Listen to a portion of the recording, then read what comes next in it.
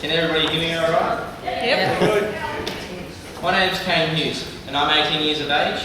My story is not what I consider to be special, nor do I seek approval or pity. However, my story certainly shows what the power of friendship brings with it. The most wonderful opportunities of hope, love and a sense of belonging. Approximately 6 years ago, when I was living with my grandmother, Derek, she suggested, insisted I go along to a program that had just started up in the narrow area called Big Brothers Big Sisters. Well, I was feeling mixed emotions, you see. I came to live with my grandmother after spending many years of my life living with my mum and experiencing things adults should not experience in their lifetime, never alone a young child. I mean, by the age of 7, I was fishing and making a crack pipe, and I would smoke drugs with the best of them. Shoplifting also became a part of my weekly routine, all before I was 10 years of age. Along with this distorted lifestyle came the coming and going from many primary schools, which obviously had a huge impact on my educational needs. In fact, I still struggle to basically read and write to this day. Tonight I will share with you, up until the age of 10, I'd never ever slept in a proper bed. My mother thought it would be best that I spent my nights on a mattress on the bedroom where her boyfriend of the day would take great delight in waking me, dragging me early as out of the morning just so he could beat me up. You eventually become immune to pain, and in some cases emotions. The beatings I endured are still with me each day. I still carry the scars on my back. Yet, with all this comes the wonder from strangers associated with our family, who just wrote me off as being a naughty little boy with mood issues. A boy for some strange reason, and surprise, surprise, did not trust adults, especially males. Males. My dad died of a drug overdose when I was 3. That was about the time that Mum packed up the family and immigrated from New Zealand to Sydney with my older brother and sister. We moved and moved a lot, eventually settling in Melbourne. I recall Mum's boyfriend was growing marijuana in the attic, all the time sending me out to the streets of where he'd be selling it. Anyway, back to Big Brothers Big Sisters. My grandmother thought it'd be best that I had a My grandmother thought it'd be best that I had a male that was a positive influence in my life, and heard about a program starting and promptly calling the number and registering me. I recall when she told me. I was feeling mixed emotions, both good and bad, but I agreed as it seemed to make her happy. And after all, I was not used to people wanting my opinion, never alone caring about what I thought. When the day arrived that I was due to go to the first activity day, I did not want to, especially that I just found a mate of mine who pulled out. My grandmother was still very insistent I attend, and off we went to KCR. That very first day was kind of scary, not knowing what to expect. If I would have a good time, perhaps it may just be plain boring. I sat at the back of the room that morning and was eventually introduced to a guy named Adam. I must confess, I was hoping I would be matched with one of the other guys. As they looked very fit. Well, Adam? To my surprise, that day was filled with fun and laughter. Once again, Adam seemed to be an okay guy.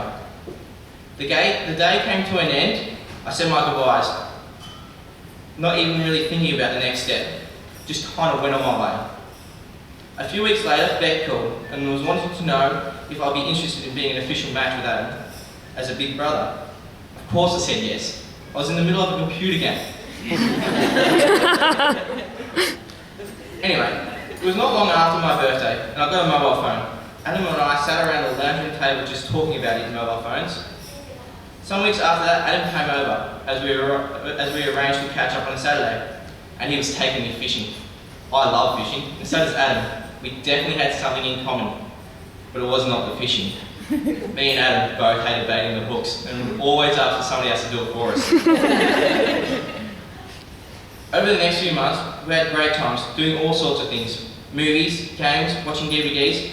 Adam even came to my school cycling and HPV training events. I'd been cycling for a number of years and really loved the sport. To finally have someone in there cheering for me like all the other kids was great. During this time, I had been introduced to Adam's family, his wife Joy, and his 2 older sons, Ashley and Preston.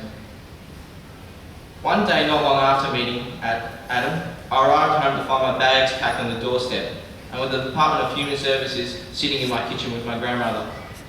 I was told I was being relocated into foster care. Again. DHS took me to Officer, where I was introduced to a lady called Laurie. She was an older lady that seemed rather cool. I'd only been living there for about a week when Adam called.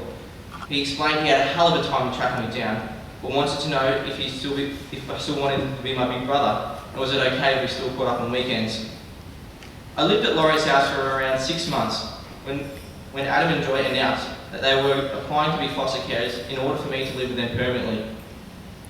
The process took another 6 months, and after them being approved, I moved in with them. Which reminds me, that was around the same time that Ashley and Preston moved out. My life has certainly turned around. I completed Year 12 at the end of 2011, the first in my family. I'm now working as an apprentice motorbike mechanic and also switched pedal power to motocross. Joy and Adam are now mum and dad. I'll be applying for a name change, and along with that, I want to become a justice of the peace to further serve the community. Also, I've been doing drama for the last 3 years and recently won the highest awards for my various performances, including Shakespeare. Not bad for a kid who has trouble reading, never learned reading and learning complicated scripts. Further, I recently obtained my driver's license and am very much enjoying the independence that brings with it. It is fair to say the last 6 years have been the happiest in my short life.